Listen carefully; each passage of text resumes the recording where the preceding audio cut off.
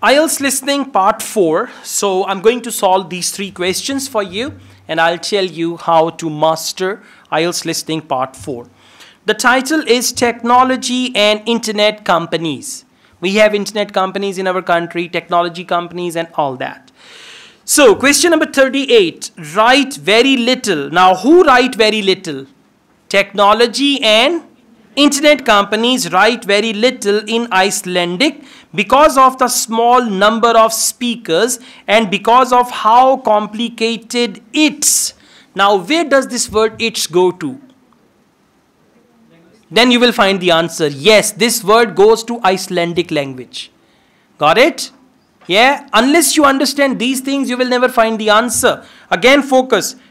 Technology and internet companies write very little in Icelandic language because of the small number of speakers and because of how complicated Icelandic dash is. Now, how complicated Icelandic pronunciation is, Icelandic vocabulary is, Icelandic sentence is, and all that. Answer is going to be singular. Of course, this is happening to other European languages too. But while internet companies might be willing to offer, say, French options in their systems, it's much harder for them to justify the expense of doing the same for a language that has a population the size of a French town, such as Nice. The other drawback of Icelandic is the grammar, which is significantly more complex than in most languages. At the moment, the tech giants are simply not interested in tackling this. Another drawback is grammar. How do you spell grammar, Umair?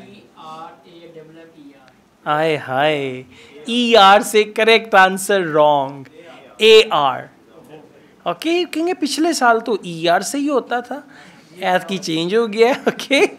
GRAMMAR. So see how these mistakes. He found the answer, but because of wrong spelling, his answer is going to be wrong. Okay. All right, let's go on. The last thing is Icelandic government. Now, what does Icelandic government say? First 2 bullet points are without question. Second bullet point has secure future. Underline secure future. You don't need to read it all. Don't waste your time by reading it all. Just underline secure future.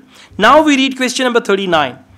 So, Icelandic government is worried. See that? Will not read it is worried. Will not understand.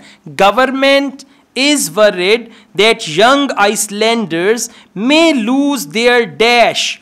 May lose their dash. Young Icelanders will lose something. They are going to lose something as Icelanders. Now let's see what is it that they are going to lose. So, what is the Icelandic government doing about this? Well, large sums of money are being allocated to a language technology fund that it is hoped will lead to the development of Icelandic-sourced apps and other social media and digital systems. But clearly this is going to be an uphill struggle. On the positive side, they know that Icelandic is still the official language of education and government. It has survived for well over 1,000 years, and the experts predict that its future in this nation-state is sound and will continue to be so. However, there's no doubt that it's becoming an inevitable second choice in young people's lives. This raises important questions. When you consider how much of the past is tied up in a language, will young Icelanders lose their sense of their own identity? Yeah, will new Icelanders be able to do their own identity? So the answer is, yeah, may lose their identity. Okay? I play this last part again. So, what is the and government? Last part. It has survived for well over 1,000 years, and the experts predict that its future in this nation-state is sound and will continue to be so. However, there's no doubt that it's becoming an inevitable second choice in young people's lives. This raises important questions. When you consider how much of the past is tied up in a language, will young Icelanders lose their sense of their own identity? All right, identity. Last question. Government is worried about the consequences of children not being dash. Now, children not being something that children don't have. Children not being. Just focus not being. In either Icelandic or English. So, another issue that concerns the government of Iceland is this. If children are learning two languages through different routes, neither of which they are fully fluent in, will they be able to express themselves properly? children not being fluent. Exactly. Listen again. Another issue that concerns the government of Iceland is this.